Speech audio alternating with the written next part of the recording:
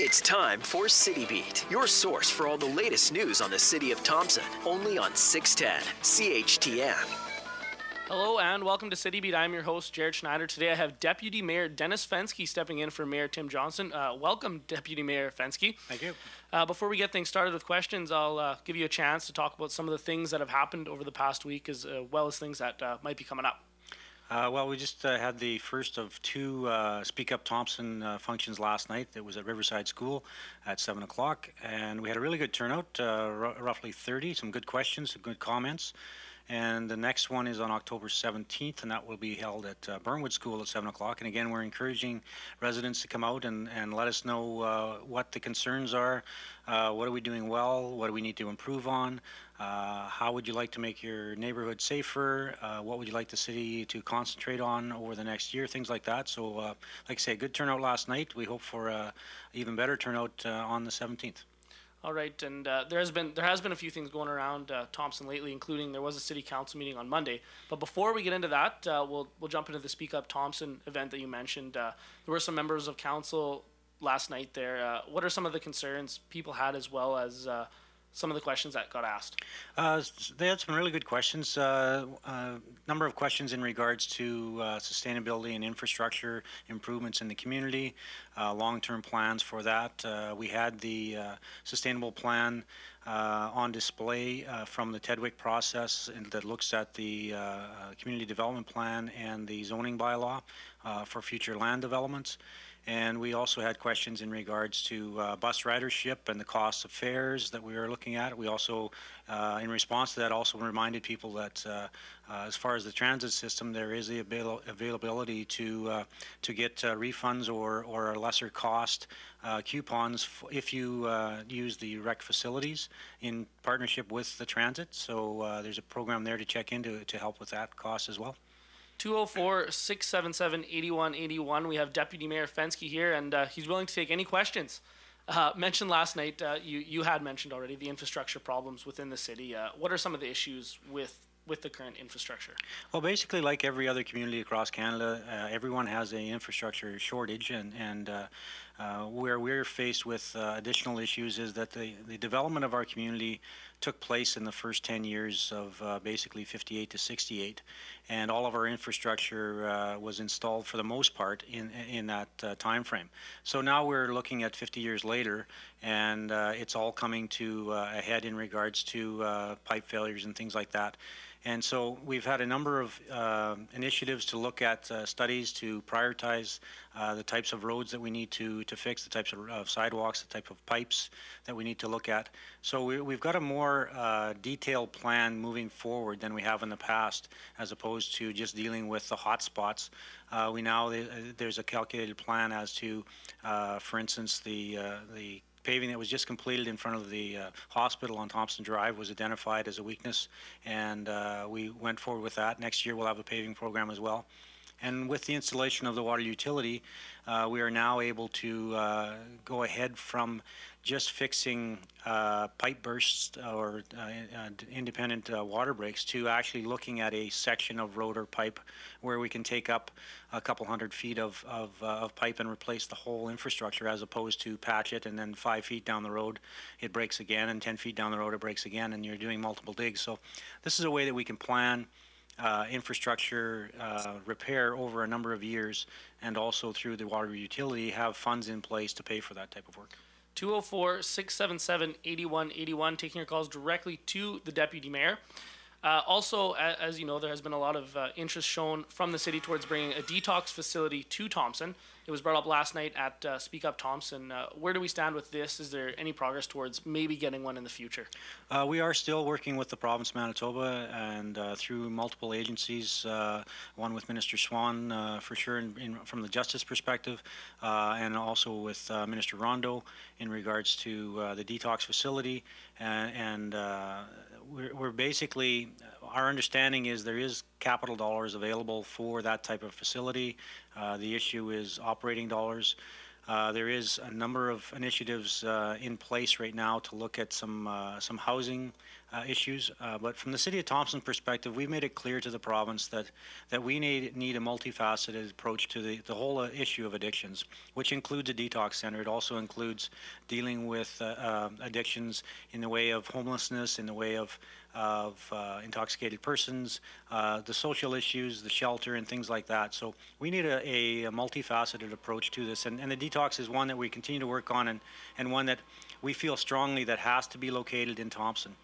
Studies have shown that anyone with an addiction needs the support of family and friends to get through this. And when you have the idea of, well, let's just take a person out to the south, to Winnipeg, to have them detox and then bring them back, you're really cutting them out at the knees, and that you're taking away their family and friend support that will help them succeed in getting through that process. 204-677-8181, taking your calls directly to Deputy Mayor. How many aspects will this detox facility touch on? Is it true that there's a possibility to have a correctional facility in it as well? The detox and correctional facility are separate issues. Basically, we're looking at the province has looked at the current state of facilities in the province in regards to quality and the increase. And there was a story just in yesterday's paper about the overcrowding in the facilities. And so through the TEDWIC program, we developed a process for a facility in Thompson that is a different approach to corrections. And so we would really hope that the province would look favorably in looking at Thompson as a possible location of any expansion that happens in the province.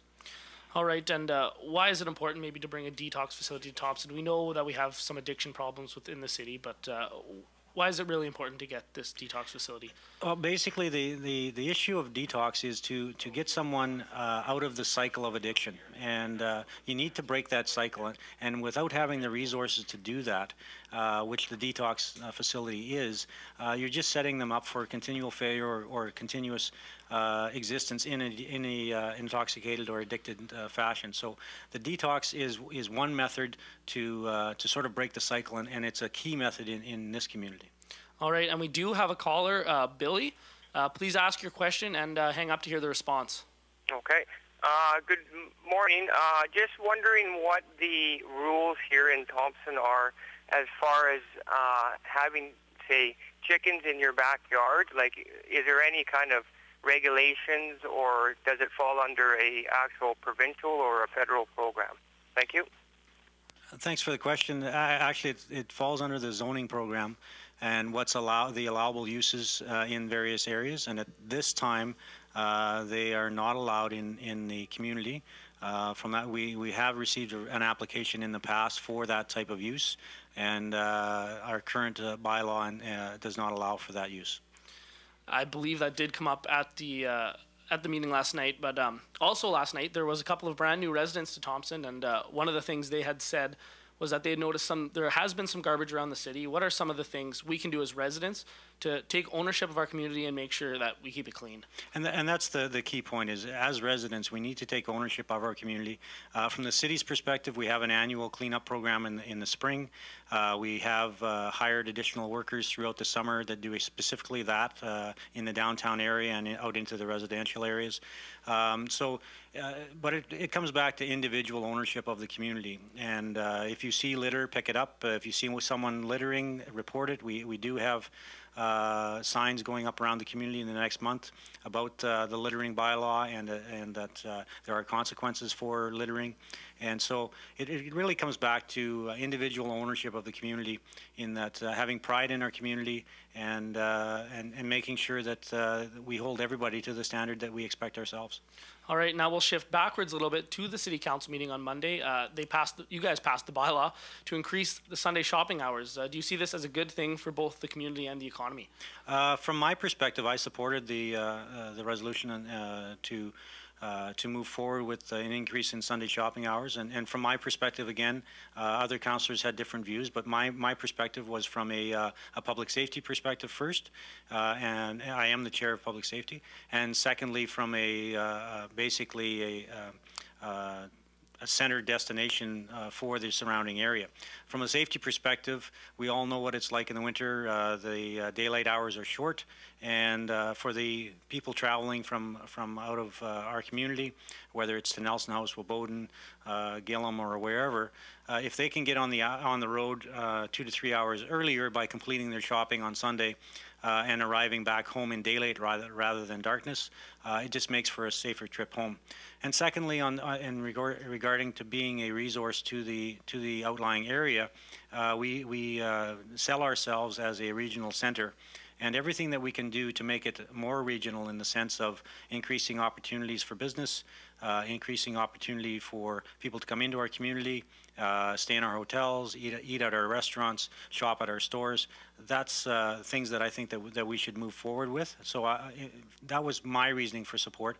Other councillors had other reasons for speaking forward or for speaking against it, but from my perspective, I'm glad that we were able to get it through.